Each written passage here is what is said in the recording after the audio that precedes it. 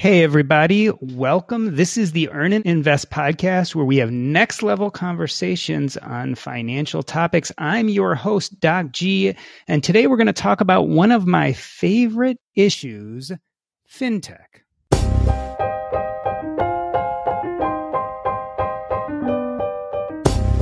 If any of you are a certain age like me, you remember crowding into the car with your parents to pull up to the drive-through bank teller. You stuffed a wad of cash in an envelope and handed it over. Or maybe, like my family, you sat with the Wall Street Journal, yes, the actual paper, spread out over the table so you could look up stock quotes. Then you called your broker on a corded phone, there were no cell phones back then, to make a trade. Well, the world has changed. Financial technology, or fintech, has made it easier than ever to save and invest, yet has also removed the barriers for those with little knowledge to make significant financial decisions with the push of a button. Is it a bane or a boon? The next best thing or a passing fad? Let's talk about it today. Rosetta Bryson is the founder and CEO of Simple Trader Pro, the largest Black-owned financial technology company in America, where she decodes what is often experienced by many people as an inaccessible system. Rosetta is leading the charge in expanding and diversifying the fintech space, a field where few Black founders exist. Rosetta, welcome to the show. It's great to have you here. Well, thank you for having me. I'm glad to be here. This is an exciting conversation. Accessibility is so important, and technology is the language of young people. So I'm excited to hear what you have to say about that. Brendan Lee Young is the co-founder of Passive, a portfolio management tool that is designed to help self-directed investors manage and grow their wealth. Passive manages over 20,000 accounts on their platform and is on track to hit $1 billion in assets. Brendan, it's nice to meet you. Hey, thanks. It's nice to meet you as well. Thanks for having me on, and looking forward to share my knowledge of the fintech world here. Yeah. And last but not least, Joe Saul-Sehy is the co-creator and host of the Stacking Benjamins podcast, which has been dubbed the greatest money show on earth. His forthcoming book, Stacked, Your Super Serious Guide to Modern Money Management, will be available at the end of the year, but it is already flying off shelves in pre-order. Joe, what's going on, man? I am so happy to talk about this with you, Doc. You know how much I love nerding out about new technology on our phone. Like this is going to be great. So, Joe, let me start with a real basic and simple question. I hate to say this, but when I first saw the term fintech, I wasn't exactly sure what it meant. Is there a simple definition? Oh man. Yeah. I don't know what the simple definition is, except that there are these apps and these web creations that automate the pieces of your financial life that can be automated so that you can think about the important stuff. I think about some of the people that are the big thinkers in the time management space and how people get more done. I'm thinking about people like Laura Vanderkam. And they talk about how you have a battery when it comes to decision making. There's only so many decisions that you can make before you run into exhaustion. And what happens with a lot of people is they spend their whole day making these small decisions that frankly a computer could be making for us, and you never get to the big stuff. So if we can delegate the big stuff to what's, people term fintech, or delegate the small stuff to what people term fintech, then we can just focus purely on the big stuff that moves the needle. Rosetta, talk about that a little bit. Tell us, what need in the market did Simple Trader Pro fulfill, and why was the technology an important aspect of it? Technology was absolutely crucial. It just sent people who had never had an opportunity to trade.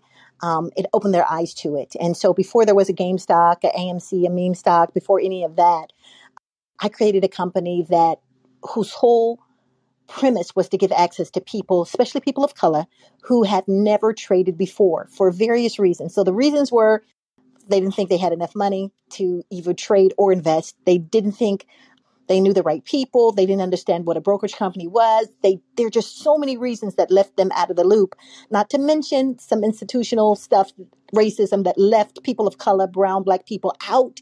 And even though brown, Black people are people with so much, money to spend, they were never given the opportunity. So here we created several years ago, before it became a phenomena, we created Simple Trader Pro, which was an access link to give people who had never traded before an opportunity to learn what it was and get in the game. And so it has been a game changer. Brendan, what Rosetta is talking about is inclusivity. By the name of your app, Passive, we're really talking about passive index investing. This is a group that I believe traditionally has been left out of the fintech space. Tell me why you created Passive and why the technology played an important role. You're quite right in the sense that like passive investors aren't seen as profitable segments by most wealth management firms. So if you think about it, you're either paying a wealth manager, well, in Canada here, you pay about 2% per year for a actively managed mutual fund versus, let's say, what robo-advisors charge you, which is like, I think it's like 50 basis points plus the cost of the underlying ETFs in them. And so basically, if you don't know how to invest or what you're doing, you can either use your bank's mutual fund or you can use a robo-advisor. And of course, the robo-advisor would put you in a passively managed solution. And, your bank's mutual fund guy or gal, they just try and fail to beat the markets when they invest your money. And so passive investors, I call them like financially woke because we understand the benefit of using low cost diversified ETFs. And the best way to do it is not to necessarily use a robo-advisor, but just to buy them at a traditional stockbroker online. But the problem is that historically, stockbrokers, their tools are more catered towards active day traders. And so you'd see brokers offering advanced charting tools or market data, but there's no sort of portfolio rebalancing tool that helped you to manage a handful of ETFs passively. And so if you're that segment of user, what you're actually doing is you're using a spreadsheet and you're basically using that spreadsheet to help you balance your portfolio's asset allocation. And so that was sort of the problem that myself and my co-founder had. He had 6 accounts managing all of his family's assets at one broker, and he had to use this really complex spreadsheet and keep it up to date. For me, I had like one account at the time that I was managing. And I had to like hide from my boss during the day to place trades because the markets were only opened at like, a certain time. And so I had to like basically trade on my lunch hour and hide from my boss. And so basically the problem of having to use spreadsheets to figure out what trades I need to place at my online broker, was the main sort of point of friction that I had when I was investing and trying to follow along with my strategy. And so this problem essentially is what led us to create Passive. And so long story short, we built Passive to solve our own problems, and then we posted it on a subreddit forum and found out that there were tons of other passive investors that had problems either tracking their portfolio's performance, rebalancing their portfolios, allocating cash to their portfolios on a regular basis. And then, of course, if you are trying to invest in a tax efficient way, how do you take all of your accounts and structure your portfolio in a holistic way where you don't essentially need to use a very complex spreadsheet to rebalance it? And so that's sort of what Passive was designed to do, to help the financially woke DIY investors build their wealth over time using software at their own broker. And so we're not a robo-advisor, because a robo-advisor would actually like do that questionnaire and put your assets into ETFs or a portfolio based on your answers to a question. Whereas our software is catered towards like DIY investors who know their portfolio's asset allocation. They know what they want to hold in it. They just don't want to have to use a spreadsheet to help them keep track of things or figure out calculated trades. And that's sort of what we are doing right now. I like seeing, by the way, Doc, just the breadth of things. I mean, Rosetta with helping people trade, Brendan, helping people be more passive. Like you can see how technology helps across the entire spectrum, but it's even more than that, right? I mean, there are budgeting apps and tools that make it automatic to save. And I don't know, it's the breadth of ideas. Brendan, I think made a good point when he said he was trying to solve his own problem.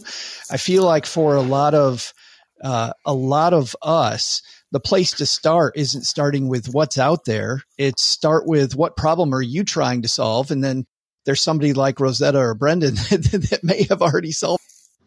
Joe, but it begs the question, the technology is changing, but has earning, saving, and investing changed at all? I mean, I go back to the days of going through that drive-through bank with my parents. Are we really doing anything different than we were doing 20 years ago? No, we're just doing it faster and getting to the more important parts faster, I think.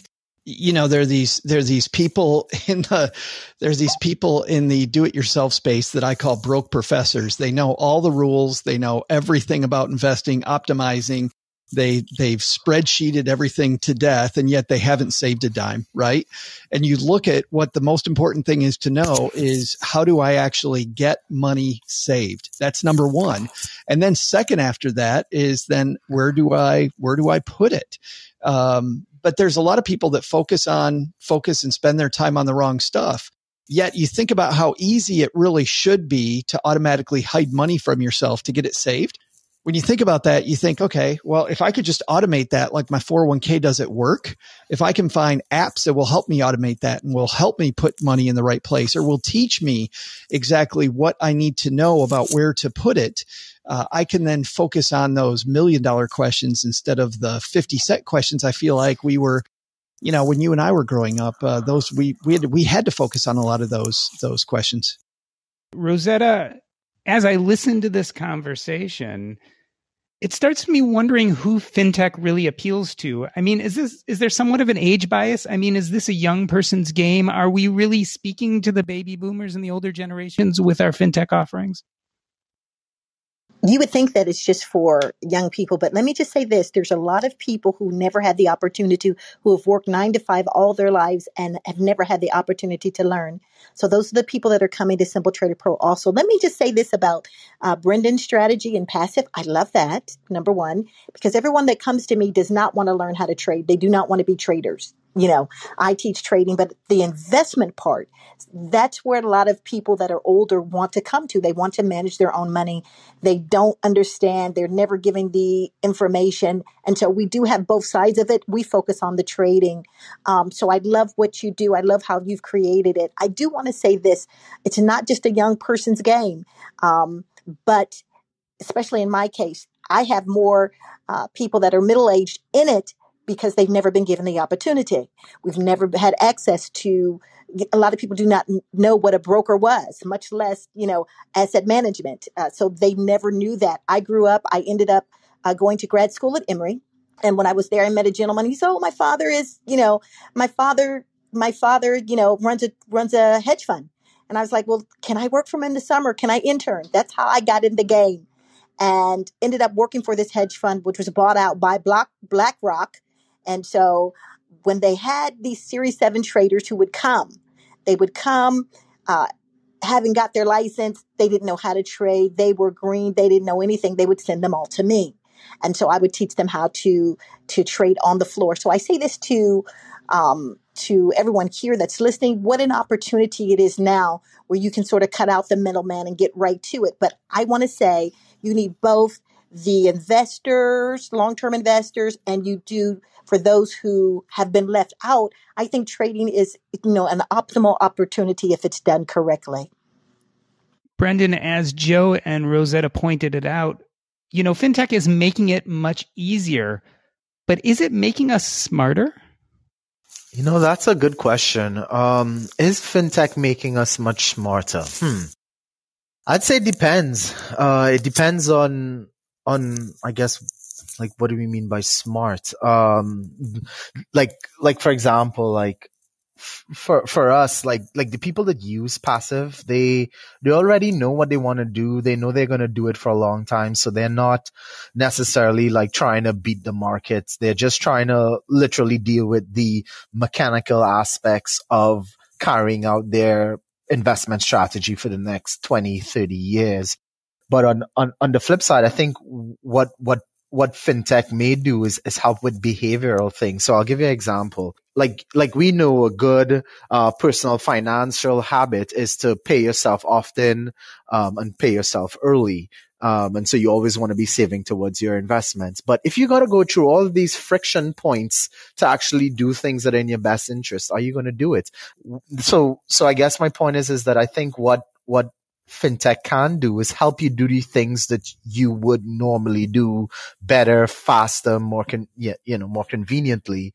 And not necessarily that it makes you smarter, because like I have users that would use passive to balance their portfolios, but then they would still message us saying, hey, I wanna hold GameStop in my portfolio, but I wish you can do this thing for me. And so like in my world, like we know it's safer to do balanced fund investing using diversified ETFs. And so when we get users saying, well, I wish you could basically do an advanced trade with the assets that aren't part of my balanced portfolio. Could you tell me when to enter, when to sell? I mean, to me, that's something that someone that's a bit more advanced would probably use Rosetta's platform to do. And so they have basically that convenience factor, but they still have to level up on their own and basically learn different strategies that can augment their balanced fund investing one. So I don't think it's necessarily making people smarter. I think it's making it easier for people to do the things that they were doing previously more seamlessly.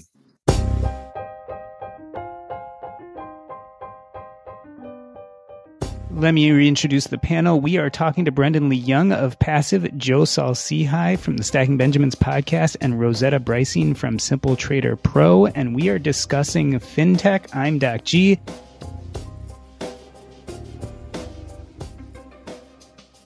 On this episode, we'd like to give a shout out to Unify Money. The big banks spend billions of dollars on advertising each year and create special acquisition incentives and promotions to attract new customers. And you know why? Because they have to. Because they offer very poor value for customers' deposits. The separate accounts and functions make it purposefully complex to manage money. All these expenses, advertising, branch costs, etc., have to be paid for. Unfortunately, it's the customers that foot the bill through low interest rates and high fees. A typical bank retains over 90% of what they make from people's money. Unify Money aims to give 90% of the money back to users. It has been created to provide people with a better way to manage their money. Unify Money offers a single solution that includes everything you need for everyday money management, including saving, spending, and investing. Unify Money has optimized your personal financial management to make it effortless, maximizing passive income via interest and cash back and creating long-term financial assets through investment automatically and by default. Unify Money makes your money work for you, not the bank. If you want to learn more, check it out. Go to earnandinvest.com/unify. Again, that's earnandinvest.com/UNIFI and check them out.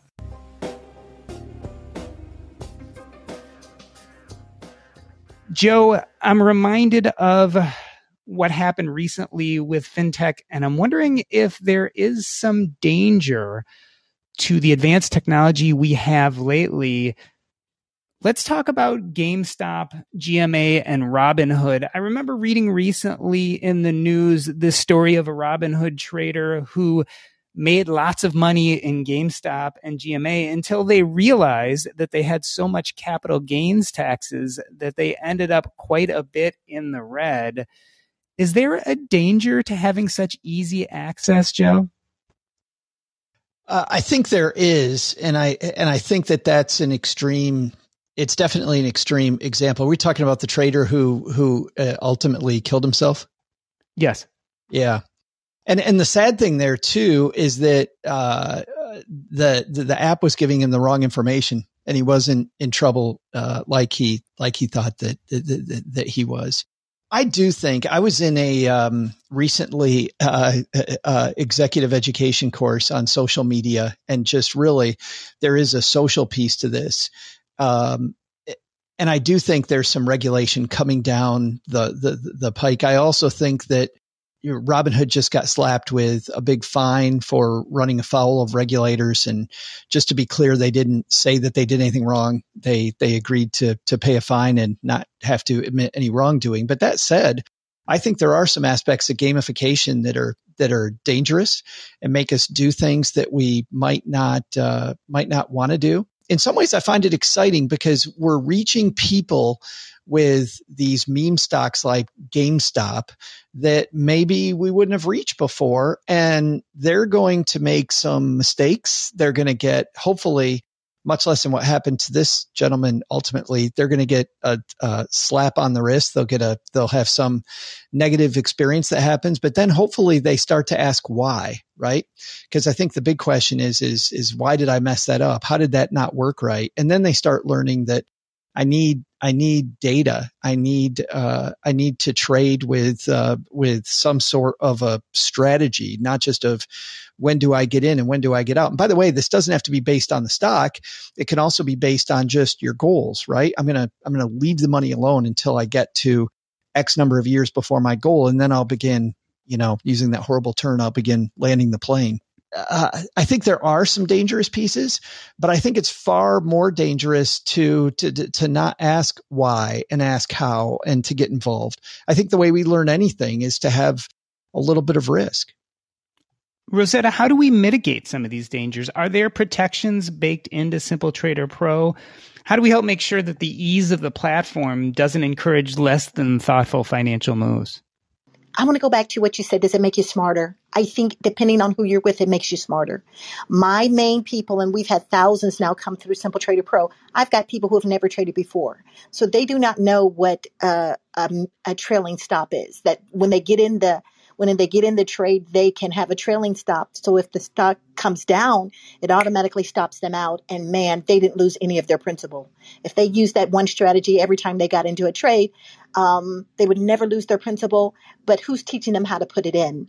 And so the educational piece comes in. Like, we run our daily pre-market, just like you're on the stockroom floor. So our pre-market includes the IPOs. It includes the SPACs. It includes, every earning that's coming out pre-market and aftermarket. It includes what happened aftermarket, what happened pre-market. So we're teaching that information, not just how to trade, how to get in and out. It automatically makes you smarter. It automatically makes you more brilliant. It automatically teaches you things that have gone over your head in regards to the market that you've never paid attention to before. Now, in regards to there should be some baked in tech. I do think so. If you're going back to the gentleman, and it was a teenager who lost his life trying to sell options, and he couldn't read it correctly. He couldn't read the options that he wasn't even behind.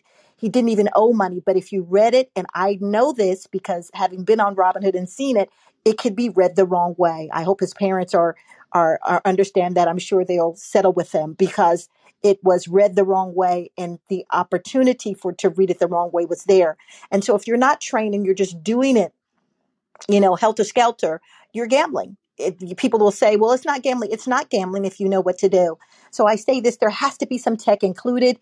We make sure that within our system, that is included in the educational port. That's all we do is we teach people how to trade and how to make money. I say I can do three things. I say I can teach you to trade anywhere in the world. I can teach you to trade and never lose your principal. Actually do it. And I can teach you how to trade your way out of a bad job into an extraordinary life. But there are principles, there are texts that you have to use, and we make sure, that the mitigating factors that would cause you to go backwards and not forward, that you're looking out for those. Just to piggyback on what Rosetta's saying, because she hit it right on, Doc, is that there's two levels of learning. And the first level is just showing people what to do. So this idea of there's a trailing stop loss, and making that available and putting it out there for people. allows people that are just beginning to have these things automatically applied, and they get to learn where the guardrails are. And for a lot of ways, this is how kids learn. In fact, mostly is that we show them through socialization exactly where the guardrails are. And then there's the second area, which Rosetta also talked about, which is adult learners want to know why. Like, why do we have that stop loss? So for people that are just beginning in investing, whether they're kids or adults, a lot of the time giving them the very simple whys while you still put some of the advanced guardrails in place so they don't get hurt is a great way to begin, just fleshing out what Rosetta's talking about. And then second is then as they get more advanced, then giving them the whys on why these guardrails are there in the first place, I think is super powerful. Brendan, let's talk about some of those guardrails. The interesting thing about fintech is there is a social aspect to it. Do you think that users are learning from each other as well as the app and the platform they're on? I think so. We don't just live in the fintech age. We live in the age of the internet, right? So that means, to me, knowledge is everywhere.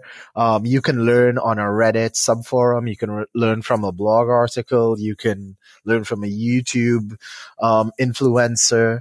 So I think, like, especially in the context of like the whole GameStop, AMC debacle, I think that people basically, they get their information from the platforms that they frequent. And so, yeah, it definitely impacts you. And then like let's talk about bots, right? How do you know when someone is like hyping a particular cryptocurrency or a stock that they're a real person? Right now, there's no way to sort of vet if someone's actually the person or is who they say they are, if they even hold a particular stock that they purport to have, right? Like, how do you know that? So I think that it's like that information isn't necessarily tied to like a one particular platform. It's just out there in the ether, and you'll get it when you visit sites. But at the same time, you also need to think about, well, like, who's putting out this information and why are they putting it out there? Are they a real person? How do you validate that? I think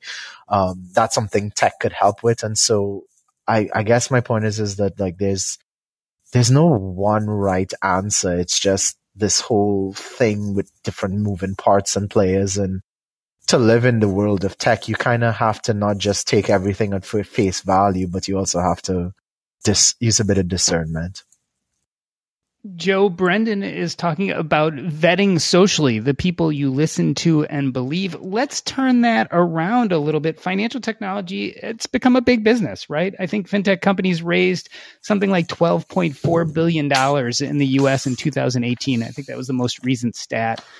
How do we know as consumers, how do we vet these new apps and platforms and make sure that they actually have our best interests at hand as opposed to their own? Man, is that very, very, very difficult to do. I think you have to do the same thing that you do in real life, which is you have to compare services. You don't just take somebody's word for it. I think you go and you look at competing services.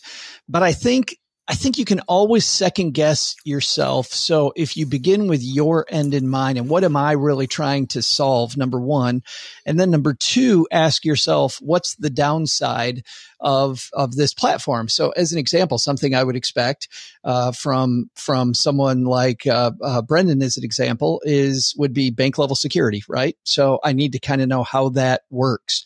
And then with Rosetta, as I'm learning about how to trade, I think that a key part of that platform is the why, is not just how do I put these things in, but why am I putting those in? And that's the powerful piece. And if I don't want to know that, or I'm not interested in bank level security, I don't know why I wouldn't be interested in one of those things. But if I'm not invested, then I don't go to those platforms.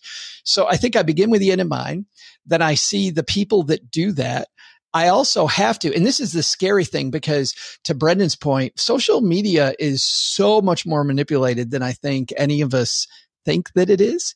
And I've learned a lot lately from the course I mentioned that I've taken, just how much, talking to some people on the front end of this, just how much manipulation goes on of us, when it comes to deciding what we do. But man, doing a bunch of reading and finding a lot of different sources of information of people that have used this tool before and how they used it and what they liked and what they didn't like. And I know, as a guy that creates stuff, Doc, like you do, well, like Rosetta and Brendan do, that, you know, some of the negative reviews about your platform, you're like, really? Okay. Yeah, I don't know where that came from. That has nothing to do with anything. But I think still you got to read through those, and you got to then make a judgment. I don't think you can, I think we're way past time when you can just go, oh, that's a name I kind of heard of, or this is what I want, and just jump in. You're going to have to do your due diligence. One of the things that I think is important is not only doing your due diligence, but having the platform, because of platforms like us, people promise stuff all day. One of the things that we do is the social media part is people want to be able to contact or speak to somebody. It's very hard on some of these apps where you get no response, or it's only through the app or a bot. So people get very confused that we still have real people talking to you. And one of the things that I do at Simple Trader Pro is if you want to see what we do live, I give you a few days in. Our biggest part of us is not just the training part, but we have a live trade room on the trade room floor, pre-market, bing, bing, bing, the bell rings. We're live. You see our live trades. You know, you have to sign a confidentiality, non-compete, non-solicitation, agreement. But you are in our room. You are trading live. It's just like a live trade floor. We're giving you the best information in terms of scanners, just as good as what's on, any floor on Wall Street. So I think that being able to show who you are, not just say who you are, is making a difference in the fintech world. Brendan, can we parse who in the end is responsible? I mean, we brought up this case with Robinhood and the person who made some mistakes and ended up committing suicide. These are strong, powerful tools, but ultimately, is it the fintech company that's responsible for change, or is it more buyer beware? Like, you're using the tool, you're responsible for doing it diligently. Yeah, I think it's a bit of both. Like, basically, our responsibility is to build our product in a way that basically users can't harm themselves with. So at Passive, we take that duty of care for our users. But at the same time, you as the end user can't just trust that a company will be a good actor. You also do have to take a bit of that onus on your own as well. So I don't think that responsibility lies just in one person's hands. And I'll give you an example too. Like for example, let's look at, I'm not going to call the name out, but I'm just going to say types of apps. Let's talk about budgeting apps that rely on screen scraping technologies, right? So you as the end user, you need to understand what that means. So when you give your username and your password to an app that's using screen scraping technology, what are they doing with it? They have your username, your password. They're logging into your financial institution with their bot, scraping your data, taking that data and serving it up onto their website. Now, back to Joe's point, you're looking for, as the end user, bank level security. But what does bank level security really mean?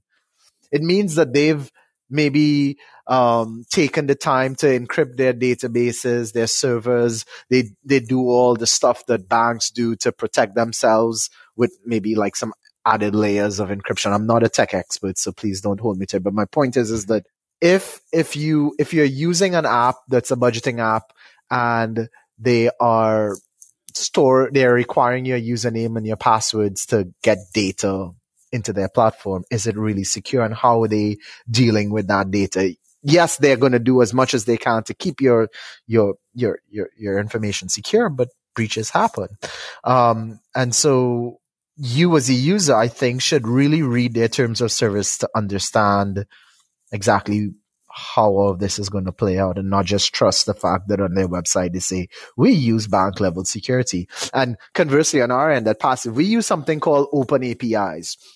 So what that means is that an API is just basically a safe way for our platform to connect to another broker's platform. And so we basically took the decision at Passive to say, well, we're only going to deal with parties that have allowed us to integrate with them in a very secure way through this API. But the average person doesn't even know what an API means. So will they understand that Passive is not storing their username and their password and all of that stuff? Probably not. So I mean, on one end, is it a good thing or is it a bad thing? That's what I was thinking as you're talking, Brendan, not to cut in here, but that just knowing the definitions, right? Knowing what some of these terms are is half the battle as well. Essentially, yeah. Yeah. And Joe, I mean, on the Stacking Benjamins podcast, you have interviewed quite a number of creators of fintech technology. How often do you think user safety is right there up at the front of their mind as they're creating their apps and platforms? I think it's up there for everybody, because I think that the and when I say everybody, I mean responsible creators, and I don't know how I'm going to be able to define this, but that have a certain well, let me say this. Just the last thing I think, Doc, that any creator wants is to show up on the front page of the Wall Street Journal that they gave away the house of everybody's security, right? I don't think there's creators out. Certainly there's going to be some people that on the bottom end of anything that are there just to get the quick take. But I think if you're dealing with an app that's been downloaded tens of thousands, hundreds of thousands, millions of times, that you're going to deal with a creator that does not want that. They really, at that point, with that many downloads, they're looking for an audience that they know is going to trust them.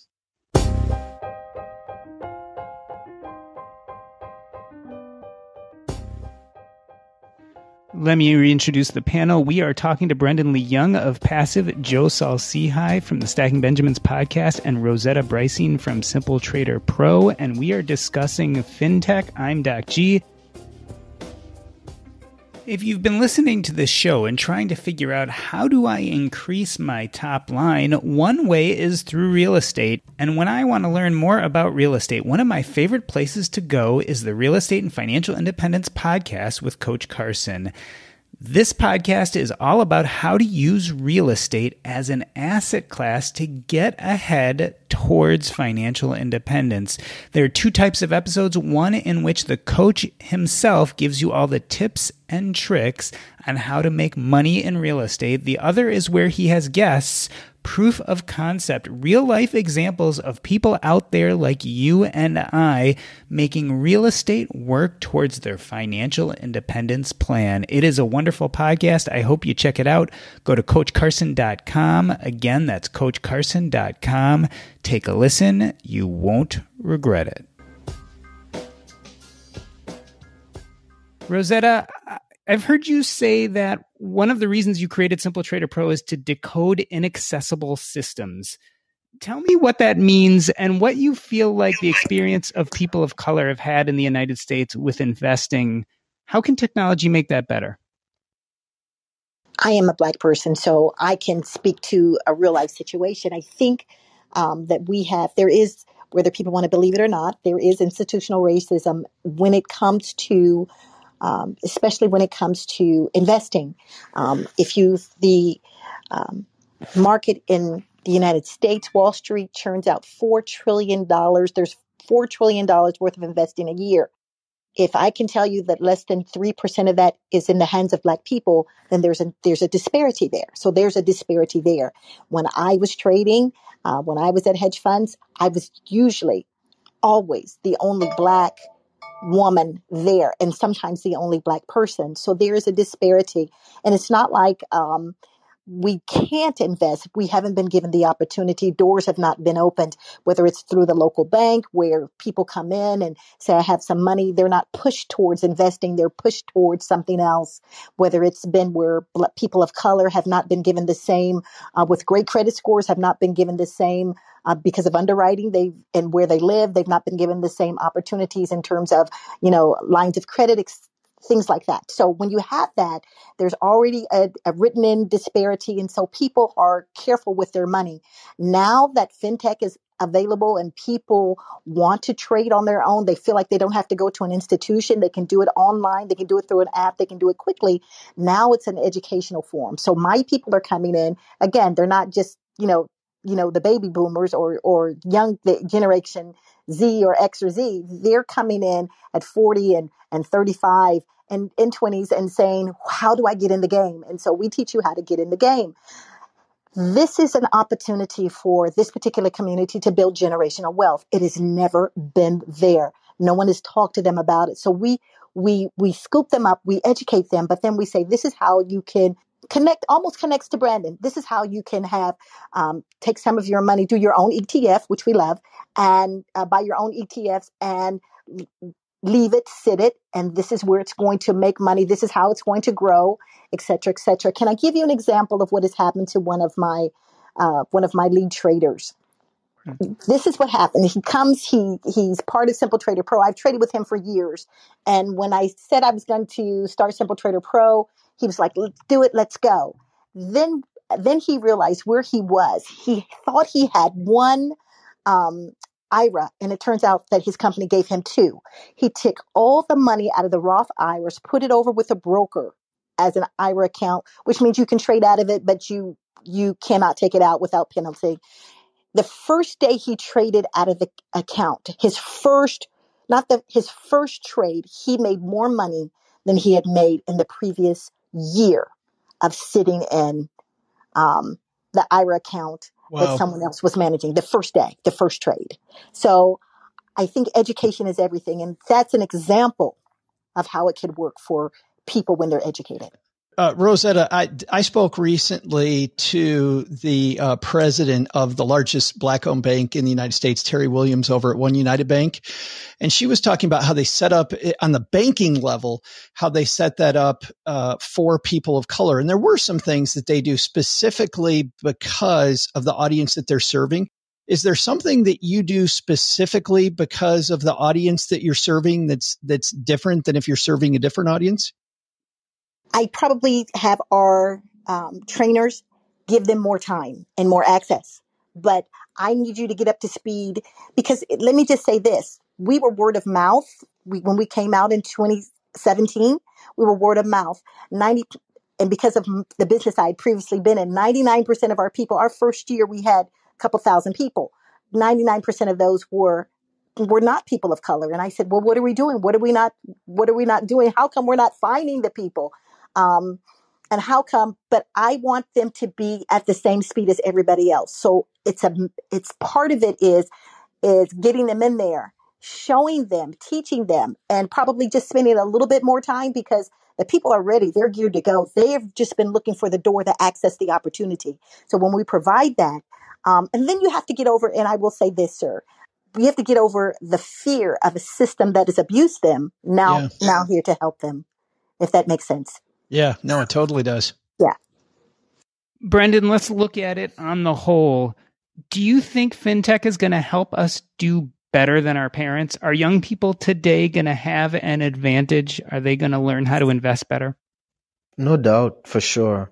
That's just a function of knowledge, access, free stock trading apps, tools like passive, platforms like what Rosetta's built, podcasts and, bloggers, like even this platform. Look at it. We're talking about leveling up financially. Yeah, we're talking about fintech right now, but I'm sure a lot of people that listen to this show or your shows, they learn a lot. And we live in the age of information and knowledge is just there.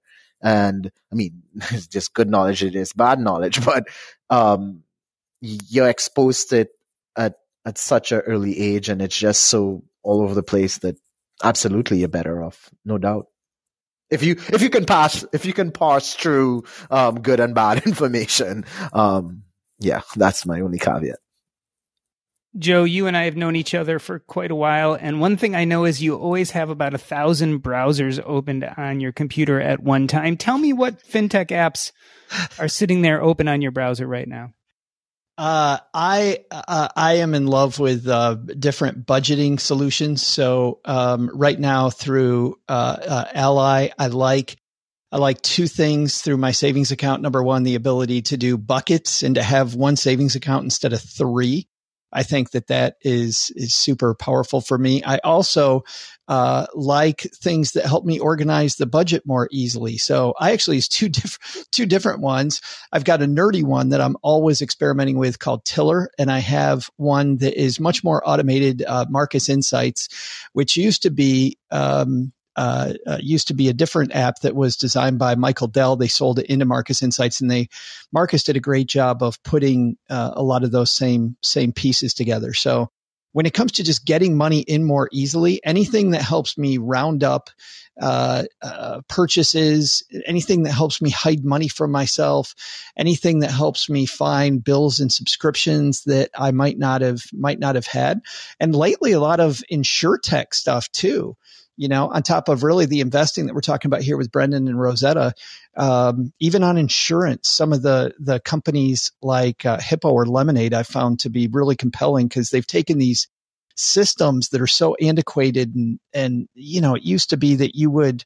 Well, I was just trying to deal with recently a person at Allstate, and he's asking me these questions that I know that fintech companies don't ask anymore because it's public information, and they can very easily not have me ask this question that nobody, frankly, is going to even look at the answer to.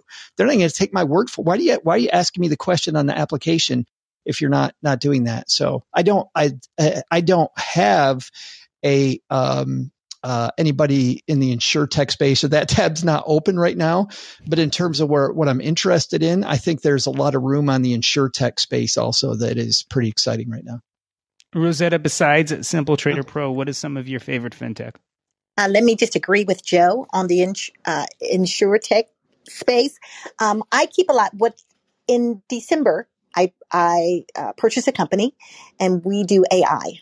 I have my own AI company now. So I took on 13 more employees, and I do artificial intelligence. So what happens for me is if I see a company and it runs through a test that we've created, I'm going to run that test. I'm going to see what the company is. I'm always trying to be ahead of the game, i.e., I think they had something in the Wall Street Journal maybe a day or two ago about EV companies, even electric vehicle companies, how the electric market is even growing. It's growing in terms of the people who do all the lawn care. So we had already known that and invested before it became public knowledge. So that's I don't keep 10,000 apps up, but I keep my algorithms up that are meeting my standards so that I can be just sort of ahead of the game in terms of what we're looking at, trade and investment wise.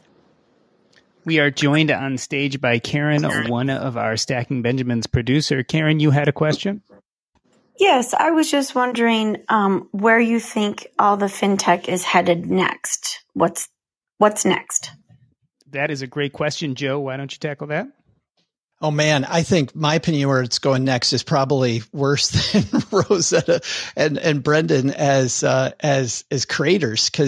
And I actually think, and why don't I'm just going to hand this off to Brendan because Brendan, something I'm interested in is all this talk about how the world of passive may change over time, right? And I'm sure you've seen this as more people passively invest, that you're putting the corporate governance in the hands of fewer and fewer people. Rosetta talked about BlackRock earlier. You've got somebody at BlackRock, somebody at Vanguard, and maybe somebody at what's the third one? iShares that are really handling a lot of the voting now.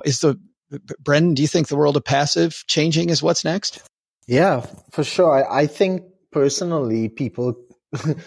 No, I'm saying this making a few assumptions here. One, that brokers really step up their game and have better quality APIs. Right now, there are only a few brokers in the US that have really good APIs. So I think those are the ones that stand a chance to win. But once you have open APIs with fractional share trading, what you have is essentially the ability to build your own personalized indexes. And so I could see a world where people take their favorite ETFs and strip them of the companies that they don't like or personally believe in, and then basically have their own index funds, which could disrupt how like these larger firms that that own ETFs and vote on, decisions that the holdings in the ETFs themselves. I could see a change in that dynamic for sure. I also see an opportunity for finance to sort of like decoupled from the way it is right now, in the sense that basically, I see the future of wealth management being software. And so the concept of an ETF mightn't really be there in the next 50 years. Like, that's sort of like my sort of take on it. That's exciting. Yeah, it's definitely exciting. And one thing that I was totally excited by too is, Rosetta, you were talking about AI, artificial intelligence. What role do you think that's going to play in the future of fintech? The reason that I got into it is because this trade room I have has been making a lot of noise, and that's what put us on the map. The way that we were pulling stock, people want to label you as a whale or this or that. We had institutional traders sneak into our rooms that would buy the trade room. They wouldn't come to learn. They just wanted to see what we were doing in the trade room. And so as we got more into it, I began to see the value of it. I saw the value of it about 2 years ago. I worked with a company that was helping me build out. Every time I wanted to build out some new area in terms of trading, they helped me do that. And then I'm understanding that the company was going under because I was their main client and there just weren't many people. So I purchased the whole company and the employees. And so I think that enabled me to then do it every day. It is tremendous.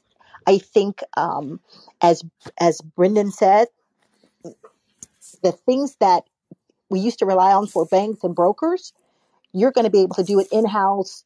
The need for them is going out the window. So not only are you going to be doing you have your own ETF, I believe, and it's not going to be a long time far off, that all of these, the danger is the fintech companies that are making deals with the SEC to be on Wall Street, et cetera, they're going to have to start making deals with a lot more people because a lot more people are going to have the information and the technology, and that is comparable to that on Wall Street.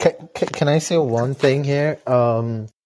Basically, I think what I meant is that I basically think the brokers or financial institutions that have the mindset that they don't need to necessarily own the entire ecosystem, they're going to be the ones that are successful, because traditionally you see these big banks, they're acquiring companies, they're acquiring fintechs, and they're trying to build it all so that their platform could be the one-stop shop. And I think it's a sort of flawed premise, because really what you want to do is be open so that as many companies can build on top of you as they like. And so therefore it sort of means that you have to focus your time on maintaining and keeping your infrastructure on and always running up to snuff, and less time trying to integrate various companies into your bloated ecosystem that's already there. Like if you think about like using a bank, right? Or a broker that's owned by a bank, like you got to tab through a bunch of different things just to do the one thing that you want to do. So as they continue growing bigger and acquiring more companies, is the experience going to be more clunky? I would think so, because that's sort of what my experience is with my bank in Canada is right now. So the notion that it's going to get more easier is actually not there. And I think the better approach for financial institutions is actually to invest in good quality APIs and recruit really good partners that could be interoperable with your platform. And that's how you're going to win, because these partners are more incentivized to dive deeper into the problems of each segment of your client. And so it's a kind of radical way of thinking. And I think the financial institutions that cue into that are going to be the most successful ones. Are you talking, Brendan, about really having, I'm going to use a term from other areas.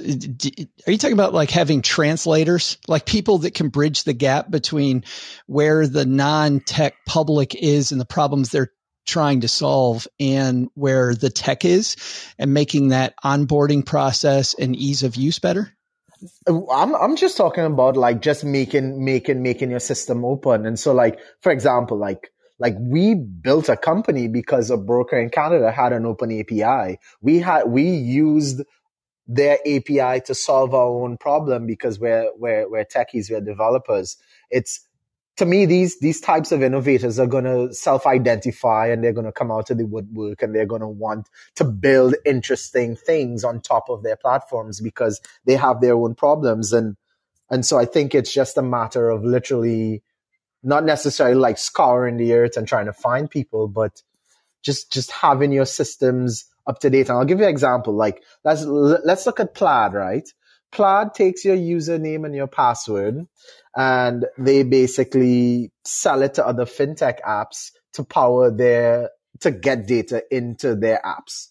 Well, that's great, but at the same time, like they're basically screen scraping or relying on business to business relationships with these large banks. What if these banks just had open APIs to begin with? Then there's no need to have a third party intermediary. Developers would just build on top of their platforms without having to pay a third party like Plaid. Oh, that's powerful. So you're going to accelerate the amount of innovation that happens without having the intermediary. Like we bootstrap passive, right? Like we aren't VC funded. I don't know if people consider me black, BIPOC or whatever. I'm mixed. Like if you see me in real life, you couldn't tell what my ethnicity was. But essentially, like if you're trying to build a solid company, you got two sort of ways to do it. Either you've got really deep tech, or you could raise a pile of money. If you look at where the cash has flowed from the VC world, it's actually to certain groups of people. And I mean, by having open systems, it sort of doesn't matter your ability to raise money. It just matters your ability to code and find users because platforms are open. Much more democratization. Yeah, we're talking democratization and the acceleration of innovation. While none of us can exactly read the tea leaves, what is clear is that fintech is here to stay. Those days of the drive-through banking and the scouring the newspaper for stock quotes are probably gone. And ultimately, I think that's a good thing. Before I ask my last question, the question I ask at the end of every podcast, I want to give one more opportunity for anyone in the audience. If you have a question for our panelists, please ask to come up on stage and we will have them answer it. In the meantime, Brendan, tell us what's up next in your life and where we can find you and interact with you if we want to know more. Yeah, sure. If you want to interact with me, you can search for me on LinkedIn. Happy to connect. I'm also on Twitter at Brendan Lee Young. You follow Passive at Passive Team. So we spell passive without the E at the end. So that's PASSIV team. Our website is passive.com, PASSIV.com. In terms of what's next for us, like we've built a really solid platform that's stable. You can rebalance stocks, ETFs, even cryptocurrency on some of the crypto exchanges that we support. So this means that we've built a lot of integrations with platforms that are open. And I think what really excites me is actually like using these integrations to maybe help other fintech apps build really delightful experiences that aren't necessarily tied to passive investing or what we're doing with our app. So like I kind of want to explore that in the next 12 to 18 months to see if the integrations that we've built here at Passive could help other fintech companies build really delightful experiences that go beyond just read only, just one way sort of integrations where you just get data into your platform and you can't do anything with it. So yeah. Rosetta, what's up next in your life and where can we find you online? I'm on Twitter and we're on Simple Trader Pro is on IG. I'm on LinkedIn, so you can find me at those three places. Would be glad to connect with anyone that's listening to the show, and you can also go to simpletraderpro.com. So having said that, we're doing a lot in the AI tech world, and I get excited. I'm one of the few people that gets excited to go to work every single day because I see other people win. I get to see people win. And so that's my excitement. My excitement is to grow that out and grow out our platform. So I can't say much, but some of the people we've talked about here today, no names mentioned, maybe not, that sort of rhyme with Robin Hood. That's all I'm going to say. We're looking to do that in a very huge way, but with the net that doesn't allow people to be harmed. And so that's all I can say about that for now. But that's the direction we're going. And Joe Saul-Sehy has a book on the Super Serious Guide to Modern Money Management coming out. Joe, tell us where we can pre-order that book and what is going on in your life. Well, thank you so much, Doc. And also, I want to echo what Rosetta said, meeting you and Brendan today and talking about this and just hearing not just your enthusiasm, but expertise always just keeps my engine fired talking about this stuff. The book it's exciting. It comes out December 28th, and every author will tell you that pre-orders are so important to the success of any book. And it makes a wonderful after the holiday gift for everybody that messed up their money over the holidays. It's the Super Serious Guide. It's called Stacked, and it's the Super Serious Guide to Modern Money Management, which it's really geared for people in all different stages. We talk about how to stack your first Benjamin, then how to build a stack of Benjamins, how to protect the stack, and then how to stack stacks on top of your stacks of Benjamins. All good problems to have. But stackingbenjamins.com/stacked if people want to pre-order it or go to wherever you pre-order books. Any of the bookstores out there. I love independent booksellers. But any place is a great place to pre-order.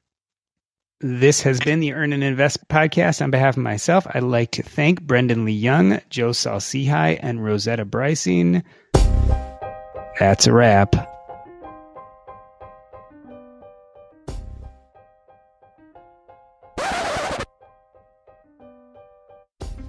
And I'm going to have you guys stick around if you would for the after show. This is a chance again for anyone in the audience who wants to come up.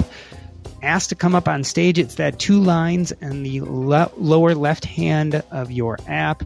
In the meantime, Joe, Rosetta, Brendan, Fintech, it's here to stay.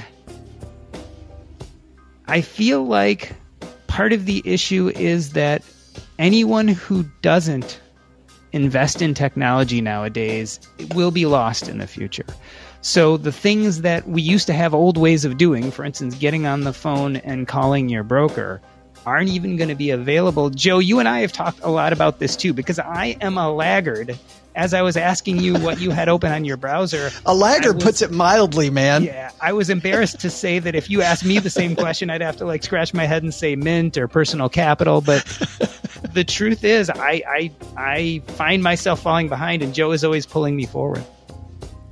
It is fun. It's so fun. And I keep telling you to come over to the dark side, man. Just playing around with some of the solutions people have and hearing the enthusiasm from creators like Brendan and Rosetta is half of I don't know. It's a blast for me. Just keeping up with what's new and exciting going on to make our lives easier. Rosetta, do you have those childhood memories of bending over the Wall Street Journal, looking at stock quotes? Because I know I definitely did with my parents. Nope. And I'm going to tell you 99% of African-American families did not. There were some that did, but it's a whole different generation. And the generation was a work generation. You got up, you went to work. And if you come from a people where you're just trying to make it to the next paycheck, that wasn't even on your agenda. And because of that, society sort of put people in categories. These are the workers. These are these who will always work and maybe end up with something, maybe one house. And, I'm a big thinker. I'm like, you should have one house when you should have the first house your parents gives you out of college, maybe a condo. You should have that dream home you get when you get married. You should have the the one that you plan for that has, the 25, the 25-inch marble cut on the diagonal with the Sub-Zero. You should have that. And then you should have a beach house somewhere so that you can rest. I'm a believer in owning 4 homes, but if you don't drop that into people who have never seen that. And that's why I said, and I'm not trying to take up all of your time.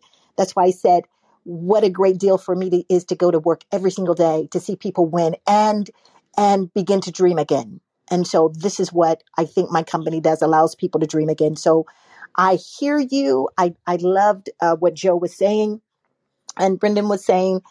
He's much more tech complex with the passive. But I just look forward to, again, meeting all of you all again, but having the opportunity to explore it a different way. So I hear you. And can I say this to you, Doc? I hear you and I saw it.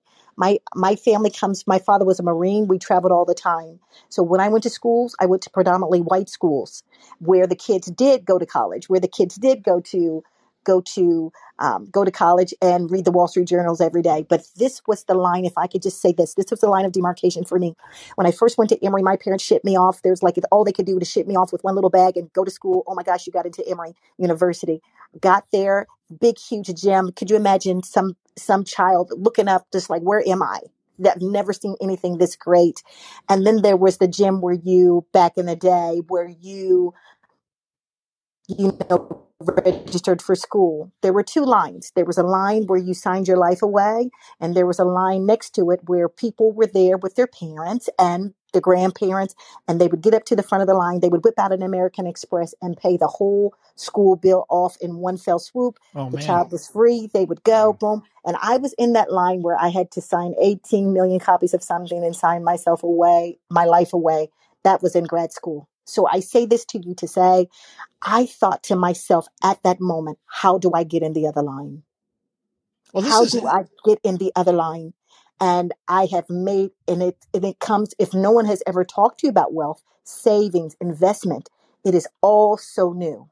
But that was my trigger point. Now, how do I get over there? And why aren't my parents over there?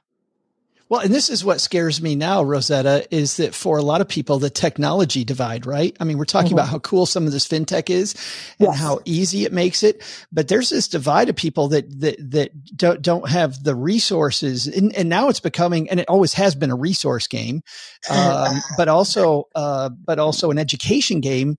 But now, man, it's a if you don't have access to that technology, the chance to get left behind is that my fear of that is greater than ever. Exactly. And it has to be accessible. And I don't believe in the government handing me anything. So if we could, I always say this, what you know, no one can take away from you what you know. So I need you to know it. I need people of color to know it, because if you know it, there's nothing that anyone can do. So let's teach you in a way that you can learn it, you can know it, and it can work for you. And I so love that what you're saying about the stackings. I love that, by the way. I will get the book, pre-order the book today. And I am going to tell everyone on Tuesday, because there's already done, my pre-market's already done. I will tell everybody on Tuesday about the book because I think it's so powerful. Because I'm a believer, if you can do it one time, you can do it again. If you can birth that thing one time, I don't care if you lose it all, you can do it again. So congrats on the book. Rosetta, do you think things are getting better? I mean, one thing with the Black Lives Matter movement, with everything that happened in 2020, we talk a lot about civil and human rights. Are we talking enough about financial rights? My concern is that they're going to dummy it up. Goldman Sachs has this whole program where they're giving $100 million over 50 years. They could do that in 1 year for African-American women in companies, et cetera, et cetera. But who wants to jump through those hoops to get it? My company, I've been asked to sell my company 3 times. By invest versus you can, they see the potential and the good in it. I'm not selling it. But will you be a venture capitalist? I think Brendan mentioned it, that we're not given the same opportunities in angel investors and venture capitalists. I still don't know who to set in front of. It has been just grace that big people have heard of our company, and then and sent people, and then they're like, oh my God, it really is real. So I hope they're not just dumbing it up for the press or the media. It is real. Can I just say this? Because I was an activist when I was young. I was over my student government in grad school, undergrad. I was the president of the student government. So I was actually the no justice, no peace girl. I was out there. But let me just say this. I realized at one point that if I couldn't meet them, the power is in, the power is connected to, money's connected to power. And if we can't compete there, we can't compete everywhere. So what people know me and they hear my quotas, if you level the trading field, you level every field. Every field is leveled because it's a power structure. And so I hope, my hope is that where people are able to open doors, that they play it forward and open those doors, that it not be on any one person, because this is generational, that has come down from 400 years of slavery, on and on and on. But I think if the doors are open, please open them. If you have an opportunity personally to open a door, then open that door, because you can then say, I helped a generation of people to come up from that type of oppression. So I get excited. I feel lucky, Rosetta. I've gotten to talk to, you're probably familiar with John Hope Bryant. Yes. And I talk to him maybe about once a year, and he just gets me so Such excited. A good man. Well, and when he says things like, go be as racist to capitalist as you want to be, just realize if you bring more people along for the ride, you will actually make more money. So yes. I can't change what's inside of you. All I can do is show you the math that if you bring more people along, we will all make more money. Yes. Yes. And it's the truth. And so that's very, very powerful. Yeah. Mm-hmm. I wonder if fintech can be one of the forces of good in this field. Because, like you said, if it gives people the opportunity, can we improve the financial outlook? I mean, we all know about the numbers, especially in the US, about net worth among different communities. And it's a huge, huge problem about how we're going to make that better. I mean, there's no way you can look at the numbers and say this is a personal problem. This is a societal and governmental problem. But we don't seem to have any solutions, especially on the financial side, of how to improve things, especially for these communities, which are traditionally low net worth communities. And can I say this? Can I say this to that? One of the things that when people are confronted with it, oh, my company has a history of it or that. So what they try to do is they try to throw they try to throw a little bit out there to people. Because it feels like guilt. Let me throw something out there. Let me help a few people and say that we did it, versus the more biblical way is to let me teach you how to fish. Let me teach you. And that can never be taken away. There's a scripture, a version that's within the Black community, that money answereth all things. So while we are talking about empowerment, we need to be empowered wealth-wise, and then we can walk some of the other things out. Brendan, we've been talking about the United States. I mean, is it the landscape different in Canada? Well, I've had the experience of growing up in both Canada and also, growing up in the Caribbean. I'm from a small Caribbean island called Trinidad and Tobago, and also living in Canada for the past 11 years. And I grew up in a poor neighborhood. So within my generation, I was able to leave Trinidad, get a degree, start a company. That's not something someone can just do within the space of a generation. You need help. You need, yes. you need a lot of, luck. You need good mentors, but I think the biggest thing is knowledge, right? And so Rosetta, as you were talking, I was thinking what has been the one thing that sort of really helped me to level up? And it's knowledge, because if you have knowledge, you can have the power of discernment to determine whether this app is good. It'll help you, whether this person is giving you good information.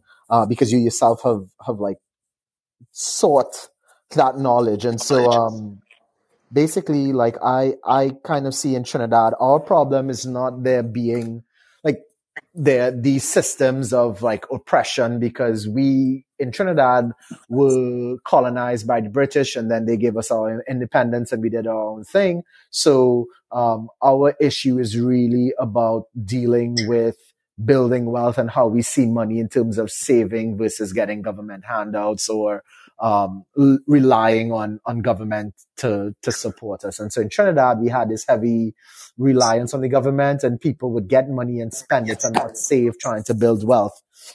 So I think what I learned in Trinidad was more around, well, it's not about consumption, it's about saving, and then using your savings to invest. And so not many people really knew this, but I sort of like had the watershed moment when I used to play a lot of blackjack. And one day I was like playing I was like in my 20s, right? Really early 20s. And basically I found that I'd make more money playing blackjack than I would at my own job. And that's awesome. Well, I mean, like in the context of like in the Caribbean, you get free drinks in the casinos, and so like you can also get free food. So if you go in with $200 or 500 Canadian TT dollars, like, you know, like you can have a good meal, drink some premium scotch, and maybe you win some money. And so like that sort of was my thinking until one day, it was 3:00 in the morning. The guy next to me is losing $50,000, and the dealer on the blackjack table is taking his money to pay me with my measly $25 bet on one sort of hand in blackjack. And I was like, Brendan, what are you doing here? Like, why are you even here? What are you going to do? Are you going to be 50 years old gambling with this guy next to you, on a first name basis, and the dealer is still paying you with his money? Like, this makes no sense. So I basically started looking at what else I could do with my saved up money, and I realized that investing was the way to go. And so that's sort of what prompted me to come to Canada. So in Trinidad, we have a problem with saving money. And I think in Canada, just like the US, the problem that I saw amongst my friends when I got here was debt levels. So basically, to me, if you don't want to be a slave, don't go into debt. Debt equals slavery in my world. And so, like, how I saw things, I mean. And when I had conversations with friends in Canada, you'd often hear about them making one bad decision, which was essentially going to school and then dropping out because they signed up, got a nice loan. Yeah. and then they either drop out, and so they can't really like, they basically owe money for no reason. Or on the flip side, they took a loan, did a degree, realized the degree that they did doesn't really help them level up to where they'd like to be financially. So then they take a second loan and they go back to school. And so now you have such a high debt burden that you're pretty much screwed, because you're basically paying money to this financial institution that lent you the money to go to school. And so I basically think that there's no one path to happiness or life, but if you don't want to be a financial slave, the first thing you got to think about is how much debt are you going to have? And if you do hold debt, what are you going to use that debt for so that it turns into an asset and not a long-term liability? And that stems all going right back to your approach, your mindset, the knowledge that you have. And so we could have all the technology at our disposal. If we don't have like knowledge or common sense or a bit of both, like let's lump that up to knowledge, then, or the right mentors, you're not gonna do well. And then even if you look at it at people that do well, what do their kids do with the money that they've inherited? And that is also tied again back to knowledge and mentorship. And so I guess my point is that if you don't want to be a slave to the system, you got to start with knowledge and then apply that knowledge accordingly. Yeah, I like that. Knowledge and technology, hand in hand. Maybe that's it.